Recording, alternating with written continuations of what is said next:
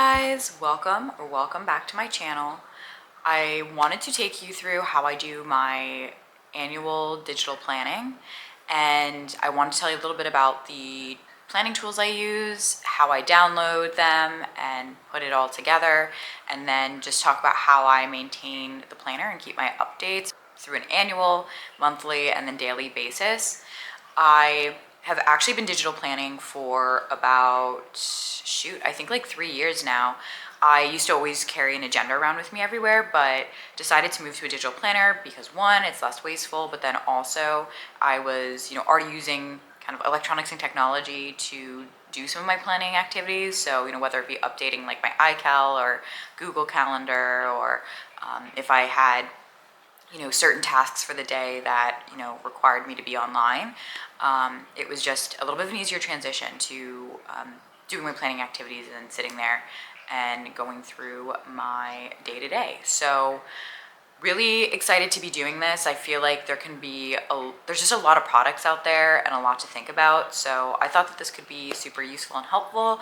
And just noting that I'm really only going to talk about the tools and the process that I use, but of course there's a million ways to do anything, but this is what I found works for me. So really excited to go through this, and let's get into it.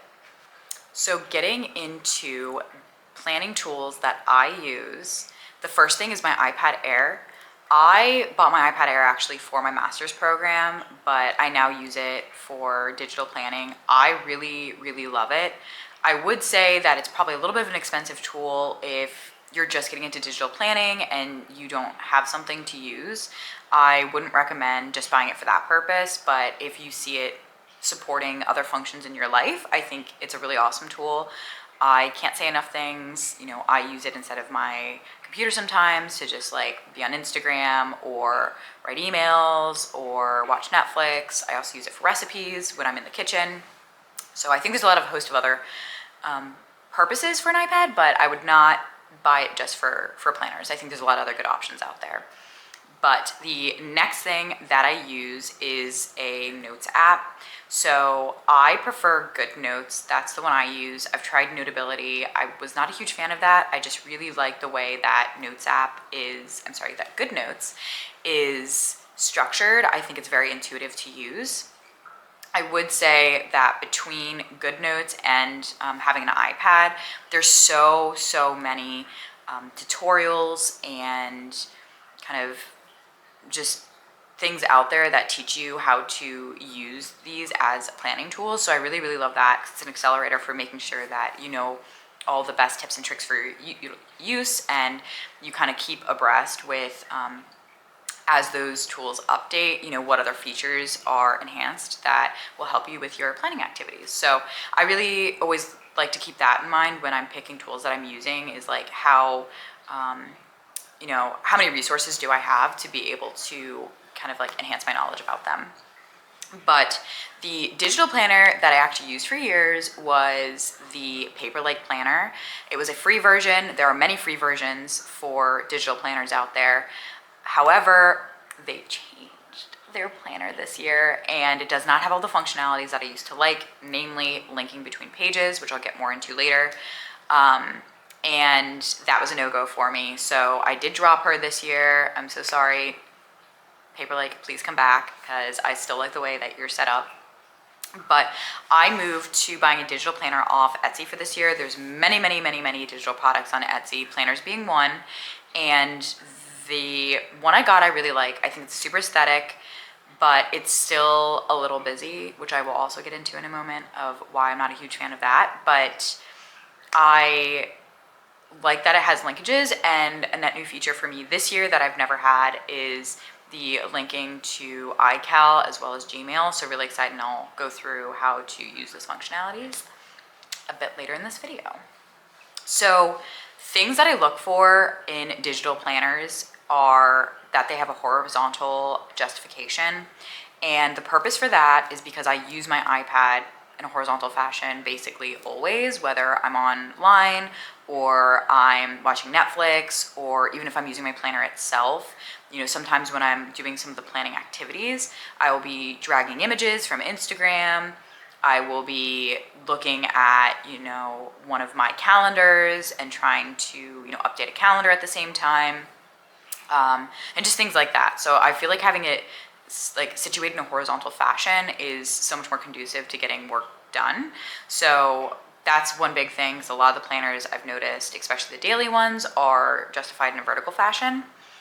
I also look for daily, weekly, monthly. I don't care as much about the weekly, but it gets sandwiched in with the daily and monthly. But it's really nice to be able to toggle between a day's time, but then also be able to see kind of what's coming up in the entire month.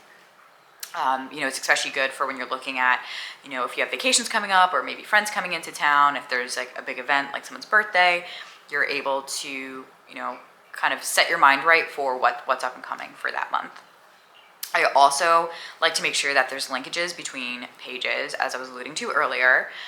So when I say that, it's on the same page, you'd be able to, say like you're in January, you're on January 5th, but then link back to January the month.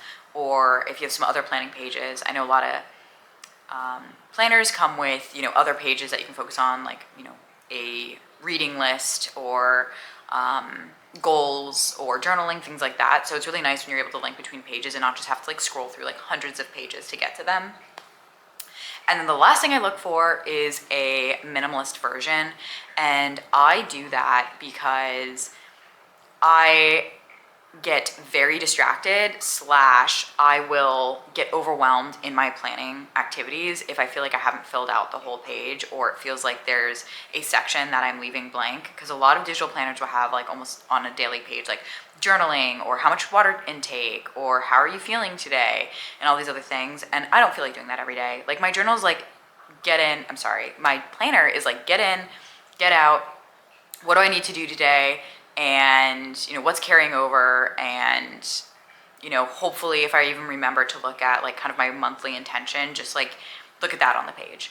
So I know that it would be habit breaking if I were to, well, backing it up, I already know it's hard enough for kind of maintaining that habit of looking at a planner, but if I'm looking at something and almost feel defeated because there's so many things on the page, I know that it's going to be harder to maintain. So if you're an average Joe like me and I'm not type A, to be able to kind of track and maintain that level within my life, like it's really nice to be able to have a much more minimalist version that I feel like I'm only looking at the things that I need to look at on a daily basis. So I would highly recommend that, but if you are able to keep up with all those things, then go ahead with your bad self and get one of those super intense planners. But that's kind of where I'm focused on, especially again, like if you feel like you have a short attention span.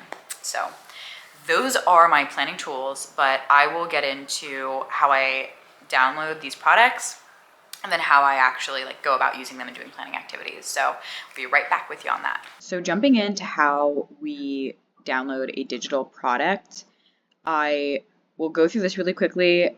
Obviously, you also need to download whatever note-taking app from the App Store, but that's a little bit more intuitive than this, so didn't feel the need to go through that. Starting here with the Paperlike Pro Planner, just wanted to highlight that even the Pro Planner is $12.99, but you get free updates every year, so this is actually a really good deal. So this is one option. And then noting from Paperlike, if you still wanted to go with the free option, you just scroll all the way down in the resources, and there's also the free digital planner.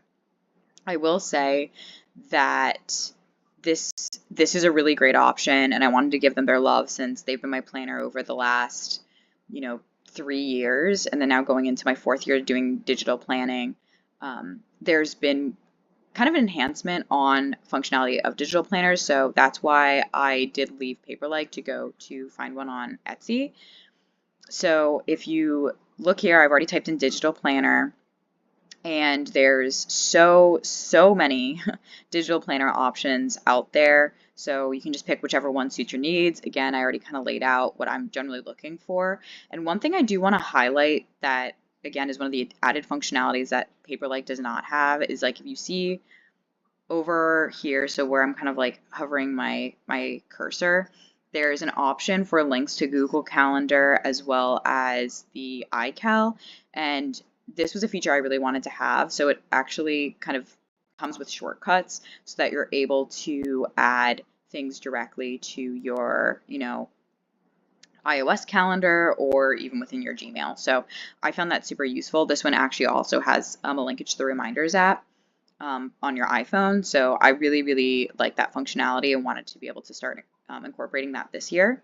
So just another thing to consider when looking at these planners.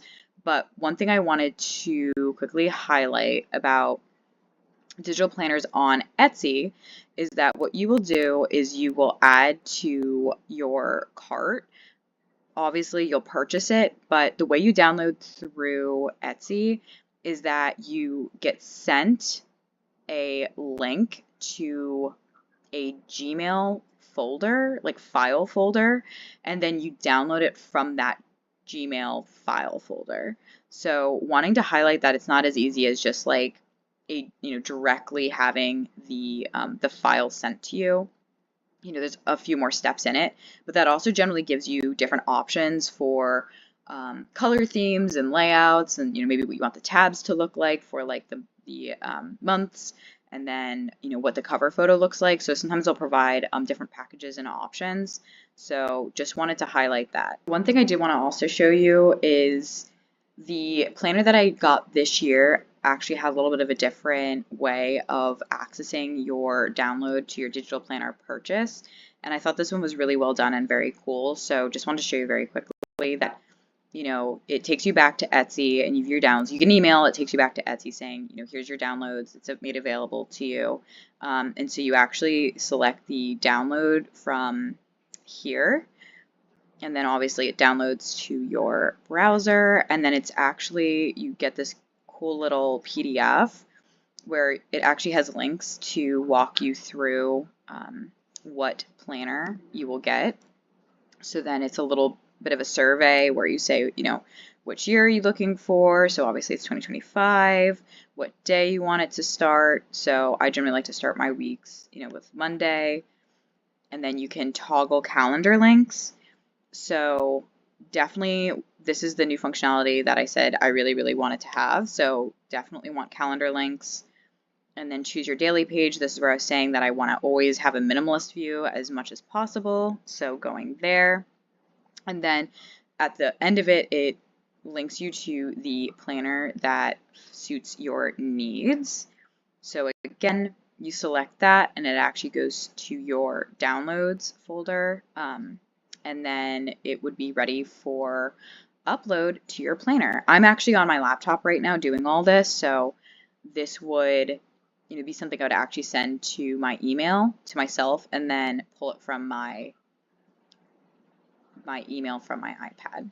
So the last thing that I wanted to take you through was how I actually use my planner.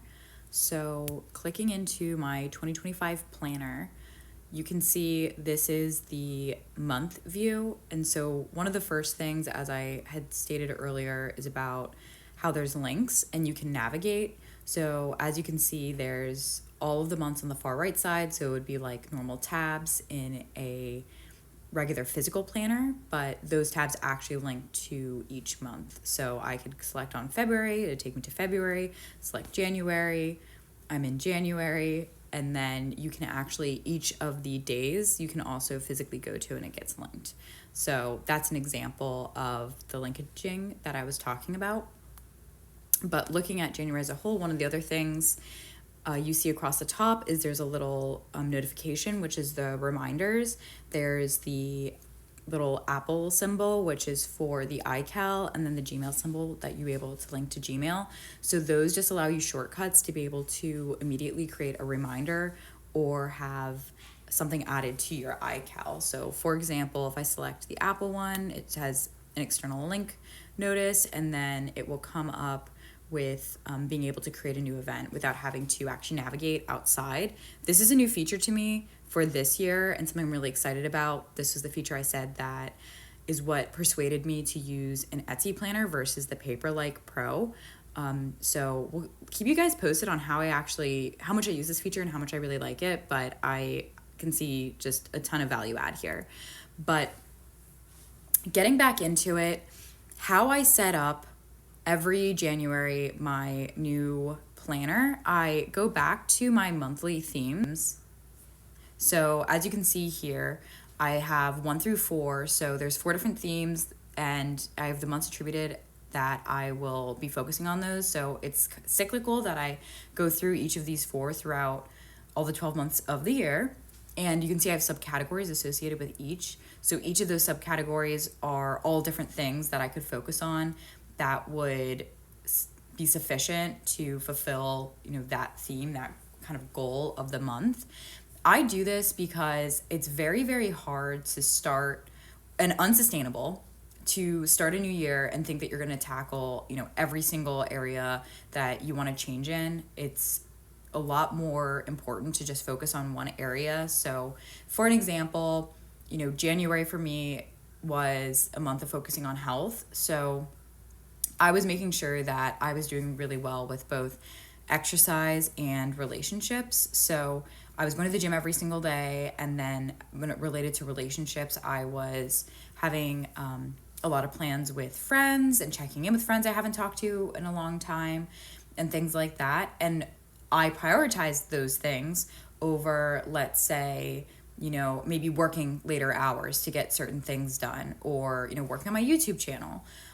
There's things like that I focus on per month. And so, like I said, it just makes it more sustainable, and you don't get burnout when you only have one thing to focus on per month to fill your cup. So I would highly, highly recommend this. Really changed things for me, because I would get really overwhelmed thinking I needed to be my best self in all areas of my life, but instead really just focus in on certain aspects per month. So this is one thing that I don't normally refresh. I just have to remind myself what month I'm in. But this is something I'll do on my annual cadence, as well as the reoccurring annual plans that I would like to have. So I broke it out by seasons, because there's certain things, especially given, where I'm located, that I'll want to do given the part of the season that we're in. So, I live in the DMV, so peak cherry blossom season is a big deal here. So that's a big thing for the spring. But then, of course, fall, all the basic activities of, wanting to be able to go, to an orchard or a pumpkin patch, see a scary movie, things like that. So this one I'll actually refresh annually to make sure that there's things that I'm supposed to be focused on. And then I'll kind of go back in and review this during my monthly planning. So getting into monthly planning from annual planning. So monthly planning, I'll go in at the end, the last Sunday of every month, and then just take a broad view at the next coming month and identify, if there's already plans I haven't already added into my calendar that I need to add, if there's anything I would like to focus on. So again, like go back to that annual plans potentially page and see if there's something I should be kind of penciling in to make sure I have enough time in the month. I'll also start to look at things such as, if there, let's say it's a month where I'm focused on art, if there's certain art exhibits that I would like to go to that are limited time that I should be trying to pencil in, or certain like concerts, if there's specific concerts that I wanted to make sure that I would go to. So that's what I generally focus on for my monthly planning. I also create my theme of the month. So as you saw here, when I focused on a little bit earlier, I will do my little kind of graphic design. I'm not very good, but just put something together to make my planner a little bit more graphically interesting, and it keeps me a little bit more focused on whatever I need to be present about for that month, and kind of taking even that moment to, focus in on what things do I want to channel within that month. This one was very much like health, like fill my cup. So that was kind of the theme. And yeah, so I will try and almost use it as a meditative moment as I'm creating the graphics of what I want to attribute for that month. So it's almost like a mini vision board for the month, if you will. I think I go a little bit more like woo-woo about it. So it's less like vision board of like actualizations as much as it's almost like sentiments I would like to hold, or like feelings I would like to embody. But that's something I do within the monthly. And then daily is easy as it sounds, that every morning I'll wake up and the first thing I do is check my daily planner, and so, or actually put it together. So I'll move whatever to-do items I haven't finished onto the next day, and then I will add in anything else that maybe, again, I hadn't remembered to do. So if I ended up making a friend plan, or if I had a work dinner or something like that, I'll make sure to go ahead and add that. But it's, again, a nice little thing that I'll like be making my coffee in the morning, just come over to my planner and make sure that I am, you know, focused in on like what I need to do for the day. So also, like, I'm hybrid, so if it's a day that I'm working from home, I definitely go ahead and make sure that, you know, if I've got some laundry to do, I'm like, oh cool, like let me target that. And most of my to-do list is not just stuff I need to do in a day. As you see, like make a dentist appointment. Obviously this wasn't even checked. This is from February 1st or January 1st.